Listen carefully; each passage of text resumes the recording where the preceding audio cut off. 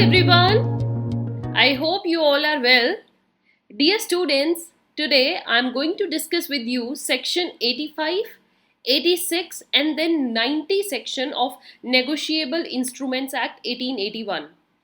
अभी तक जो हमने डिस्कस किया था वो था about how to discharge from liability and what are the various modes of discharging from it, right? So in last session we also discussed some methods and the students जिसने last session नहीं देखा है सबसे पहले वो जाइए और वो session देखिए. On the top you can see that link.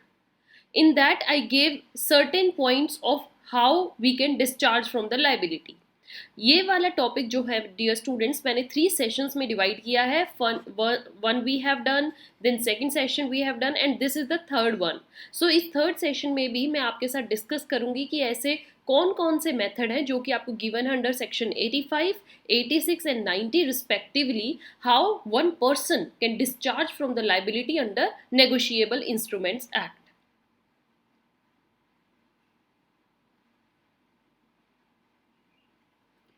So here we have first of all section 85. Section 85 says us when the checks payable to order. जब चेक, देखिए चेक में क्या होता है, पेबल टू बियरर या order, ऐसी होती है दो तरीके की पेमेंट. तो जब वो ऑर्डर मेंशन हो, सेक्शन 85 क्या कहता है उस केस में कैसे आप डिस्चार्ज फ्रॉम लाइबिलिटी हो जाते हो. So what here is written, where a cheque which is payable to order. Order मतलब कि सपोज उसमें ये लिखा हो पे this or to my order and उसमें क्या है, purports to be endorsed by or behalf of the payee. पेई के बिहाफ पर वो दिया गया है. कैसे, अब देखिए सपोज क्या है, ए है, ए ने क्रेडिट पर सेल करी बी को, बी ने दे दिया ए को चेक कि ये है मेरा चेक और इसको निकलवा लेना एसबीआई बैंक से. ए यहाँ पर है कौन, पेई, बी कौन है, ड्रॉअर, और जो एसबीआई बैंक है ये होता है ड्रॉई. आई होप आपको इन सब के तो नेम क्लियरली अंडरस्टूड है. नाउ ये ऑर्डर चेक है तो ए ने क्या कर दिया, आगे वो ट्रांसफर कर दिया सी को. नाउ हेयर ए एसबीआई को ऑर्डर दे रहा है कि to pay the payment not to me but on my behalf to C. यही चीज है. सो द ड्रॉई, यहाँ पर जो ये ड्रॉई होता है SBI is discharge by the payment in due course. What it means कि जैसे ही SBI C को पे कर देगा, लाइकवाइज क्या हो जाएगा, it will be discharge. SBI discharge हो जाएगा लाइबिलिटी. अब उसको किसी की देनदारी नहीं है. भैया आपने जिसको ऑर्डर कहा था मेरे को देने के लिए, मैंने आपके कहे अनुसार उसी पर्सन को पेमेंट कर दी है ना. तो where a cheque which is originally express to be payable to bearer, जहां पर बी ने वो ए को दिया था and A then in due course to the bearer thereof, and whether वो फुल में था या ब्लैंक में था, जैसे भी रिटर्न था, अगर वो नेक्स्ट पर्सन ए किसी और पर्सन को उसको ट्रांसफर कर देता है तो एसबीआई की लाइबिलिटी से वो डिस्चार्ज वहीं हो जाएगा जब वो नेक्स्ट पर्सन को पेमेंट कर देगा, right. So this was given under section 85.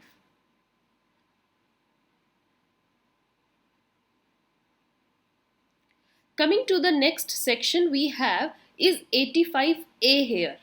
85A जो है ये रिसेंटली इसमें इंसर्ट किया गया और ये सेक्शन हमें बताता है कि इस केस में भी लाइबिलिटी से डिस्चार्ज किया जा सकता है. किस केस में, when the drafts which are drawn by on one branch, it's one, not on one branch. So drafts drawn by one branch of a bank on another payable to order. वही है, order है. Suppose ए ने credit पर cell की B को, B ने check दे दिया, जाके भी आप एसबीआई से निकलवा लेना. ए ने आगे वो सी को ट्रांसफर कर दिया. अब सी जो है, सी का अकाउंट है सपोज पीएनबी में, तो एक further branch of one bank को दूसरे बैंक की ब्रांच में पे करना है.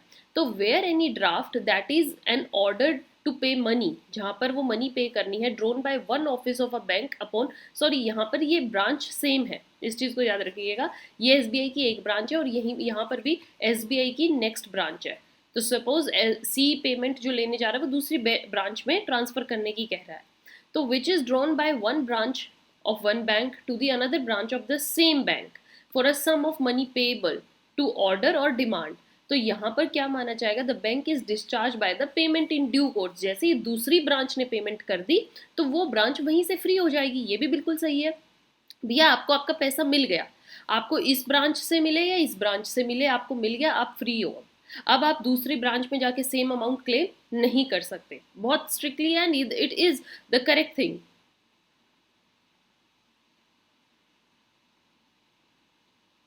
Now next we have section 90. 86 को हम बाद में डिस्कस करेंगे, पहले 90 को देखते हैं.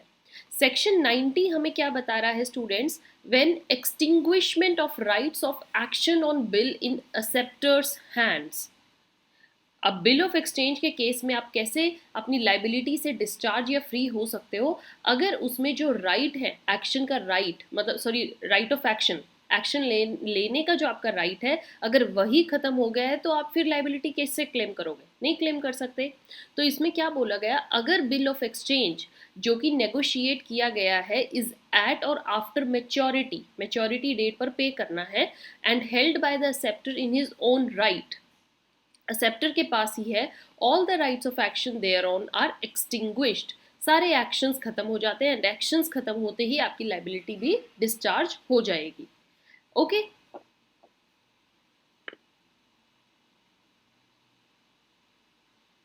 Then last section for today's topic will be section 86, और इसके साथ हमारे वो सारे मेथड्स डिस्कस हो जाते हैं. हमने वो सारे मेथड कर लिए हैं, कैसे कैसे लाइबिलिटी से आप डिस्चार्ज हो सकते हो.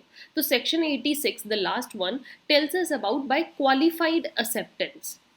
बाय क्वालिफाइड एक्सेप्टेंस से भी लाइबिलिटी डिस्चार्ज हो जाती है. कैसे, इसको समझिएगा. क्या बोला गया है कि जो होल्डर है बिल का, also presents it for the acceptance, acceptance के लिए दे देता है. जैसे ए है, ए ने क्रेडिट पर सेल करी बी को, और ए को श्योरिटी के लिए चाहिए, भैया तू, मैं तेरे को एक तेरे ऊपर बिल ड्रॉ कर रहा हूँ और इस पर मुझे एक्सेप्टेंस दे, अपने साइन करके दे, ताकि ये कल मेरे पास प्रूफ रहे कि तुझे मेरी पेमेंट करनी है. This is the bill of exchange. So यहाँ पर होल्डर जो है उसको एक्सेप्टेंस के लिए दे रहा है, एंड शुड इंसिस्ट कि बिल जो है वो एक्सेप्ट किया जाए. भाई तुम इसको जल्दी से साइन करके दो विदाउट एनी कंडीशंस और क्वालिफिकेशंस. इस पे तुम कोई अब फर्दर कोई कंडीशन नहीं लगाओगे कि हाँ ठीक है मैं साइन तो कर देता हूँ, या मैं तुम्हारी पेमेंट जब करूँगा जब ऐसा कुछ हो जाएगा. ऑन एनी कंडीशन पर जब आप नेगोशिएबल इंस्ट्रूमेंट को लगाते हो तो वो पेएबल नहीं होता है. तो अब यहाँ पर क्या है, होल्डर जो है, if the holder acquiesces in a qualified acceptance or are limited to a part of sum mentioned in the bill or which substitutes a different time or place of payment. Suppose इसमें कुछ भी changes B ने करे हैं, sign करते हुए उसने कोई कंडीशन लगा दी कि मैं आपकी पेमेंट जब ही दूंगा अगर मेरे साथ ये हुआ तो, ये कंडीशन पूरी होने के बाद, या ये टाइम उसने चेंज कर दिया, प्लेस ऑफ पेमेंट चेंज करके दे दी. तो यहाँ पर क्या होगा, where the drawee are not partners. ठीक है, पार्टनर्स नहीं है, मतलब सपोज ए ने जो बिल ड्रॉ किया था वो बी पे किया था, सी पे, डी पे, अलग अलग, and is not sign by all the ड्रॉइज.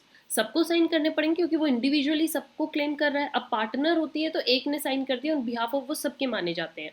But अगर आपने पार्टनरशिप में नहीं हो एंड यू आर सर्टेनली, मतलब यू आर क्लेमिंग इंडिविजुअली, तो ए को बी को भी साइन करवाने पड़ेंगे, ए को सी से भी साइन करवाने पड़ेंगे, और डी से भी करवाने पड़ेंगे. And all the previous parties जो होती हैं वो डिस्चार्ज हो जाती हैं अगर against the holder, unless a notice given by the holder they assent to such acceptance. All right, A को सबको नोटिस देना पड़ेगा कि आप बी ने भी साइन कर दी है, सी ने भी साइन कर दी है, डी ने भी.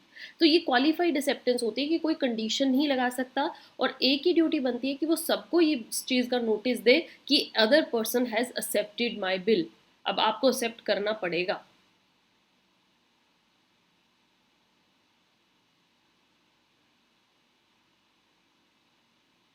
So with this dear students we have completed our this topic modes of discharge, जिसको हम डिवाइड कर रहे थे. फर्स्ट सेशन हमने किया, फिर सेकंड किया, एंड ये हमारा जो था थर्ड सेशन था, और इसमें मैंने वो सारे पॉइंट्स कवर कर दिए हैं. In next session I will meet with you with another topic. Till then keep waiting, keep subscribing, and do more practice. Here we have mail address learnwithnishman@gmail.com. You can follow us on Telegram, Instagram, and now we have also our contact number. You can WhatsApp us if you have any kind of doubts. If you need order, आप हमें call कर सकते हैं and we will respond to you as soon. Thank you.